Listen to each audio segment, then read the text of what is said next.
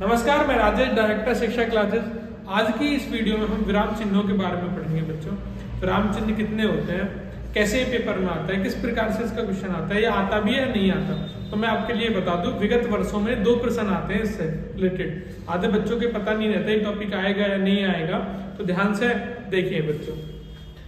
ये जो साइन होते हैं कितने प्रकार के होते हैं, क्या क्या होते हैं, इनको क्या क्या हिंदी में बोला जाता है। आधे बच्चे इनको भी गलत करके आ जाते हैं। जैसे बच्चों एक कॉमा है, नॉर्मल कॉमा जिसको हम बोलते हैं, इसको हिंदी में जब आप बोलोगे तो क्या बोलोगे, अल्प विराम बोलोगे। क्या बोलोगे, अल्प विराम।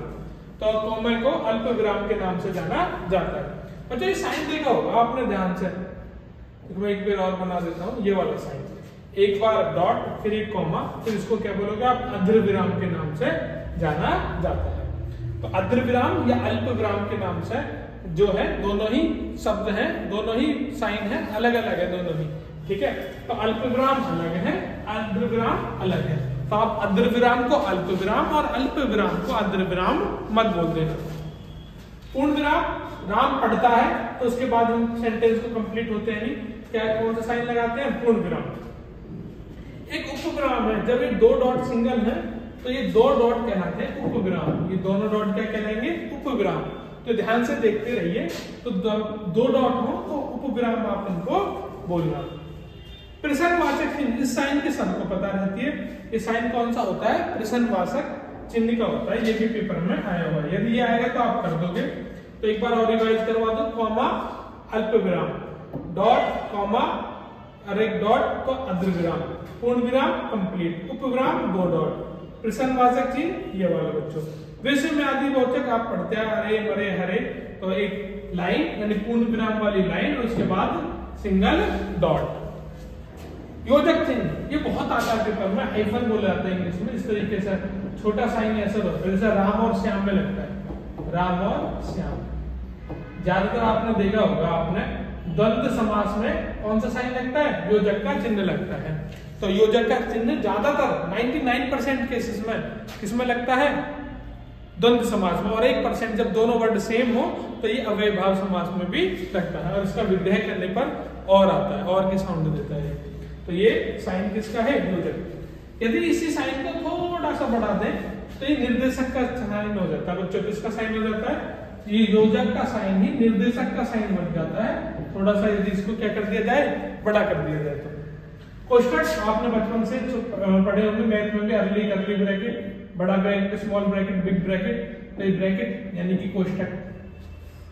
उद्धरण चिन्ह बच्चों बहुत बार पेपर में आने वाला साइन है, उद्धरण, जिसको आप इन्वर्टेड कॉमास में, यदि कोई सेंटेंस मैंने एज इट इज बोला तो आप उसको इन्वर्टेड कॉमास में हेडलाइन में बनाते हैं, आप उसने ये कहा ऐसे कहा, तो ये आप उद्धरण चिन्ह में दिखाते हो, और ये इन्वर्टेड कॉमास इंग्लिश में बोला जाता है। तो आप उद्धरण का इस्तेमाल करोगे पेपर में। निर्देशक मैंने बता दिया, थोड़ा सा बड़ा डैश होता है तो ये निर्देशक चिन्ह होता है। लोक चिन्ह, यदि कोई बात एज इट इज आगे चलेगी, ऐसे ही लाइन आगे आगे भी है, तो ये लोक चिन्ह को प्रदर्शित करता है। जैसे डॉक्टर है बच्चों, स्मॉल में कोई शब्द लिखते हैं, डॉक्टर को मैं ऐसे लिख देता हूँ, तो डॉक्टर को तो स्मॉल में ये GOC लगाई है। आपका आज तक मतलब आपने पढ़ा नहीं होगा, सोचा भी नहीं होगा क्यों लगा दी 0। इसको क्या बोलेंगे, तो इसको बोलेंगे लाघव चिन्ह के नाम से जाना जाता है। कौन सा चिन्ह बच्चों, लाघव चिन्ह के नाम से जाना जाता है। पुनरुक्ति यानी बार बार रिपीटेशन, तो ये पुनरुक्ति साइन है। एक ही वर्ड बार बार आए तो उसको पुनरुक्ति साइन के नाम से आप किस तरीके से आप नोट में करोगे। ये त्रुटि चिन्ह है, और त्रुटि चिन्ह का एक और नाम है बच्चों, लिख लो अभी, यहीं पे पेपर में आया था, हंस पद के नाम से। तो त्रुटि चिन्ह क्या है, जैसे आपने पढ़ा राम हिंदी पढ़ता है, मैंने बोला राम हिंदी पढ़ता है, तो आपने राम पढ़ता है लिख दिया, और कोई लाइन इसमें बची नहीं, तो आप बाद में क्या लिख देते हो करेक्ट करके, हिंदी। तो हिंदी कैसे लिख दिया आपने, ये वाला साइन लगा के। तो इसको क्या बोलोगे आप बच्चों, इसको बोलोगे आप कौन सा साइन है, ये त्रुटि चिन्ह या हंस पद के नाम से जानोगे। ये साइन है, इनका उपयोग मैंने इस वीडियो में भी आपको नॉर्मली बताया है, और ये सेंटेंसों में भी मैंने करके दिखाया। मैं इस वीडियो को जो ये PDF इसको अटैच करूंगा, एक मैं प्रैक्टिस सेट आपको करवा रहा हूँ इससे रिलेटेड, तो इसको ध्यान से देखना एक बार। बोर्ड पर आ जाइए बच्चों, ये मैंने प्रैक्टिस के लिए आपको लिखे हैं, तो आप मेरे साथ लगाने हैं। तो इसमें क्या लगाओगे आप साइन? जल्दी से कमेंट बॉक्स में भी लगाते रहिए। ये कौन सा है? पूर्ण विराम। इस तरीके से राम पढ़ता है, श्याम खेलता है। अर्ध विराम आप लगाइए, मुझे कमेंट बॉक्स में बताइए कि अर्ध विराम कैसा है। मैंने अभी बताया था आपको पढ़ाते वक्त थोड़ी देर पहले ही, तो आप कमेंट बॉक्स में बताइए। अर्ध विराम लिखिए, उसके बाद उसका साइन मुझे कमेंट बॉक्स में बताइए। अल्प विराम अभी बताया था मैंने, कॉमा, ठीक है। प्रसंगवाचक चिन्ह मैंने अभी बताया था कौन सा होता है भाई, ये होता है, सबको पता है। विस्मयादि बोधक साइन होता है ये, कौन सा साइन होता है? विस्मयादि बोधक का। आगे मैं आपको पढ़ाऊं, ये पीडीएफ चाहिए भाई। उद्धरण चिन्ह, उद्धरण चिन्ह क्या होता है बच्चों?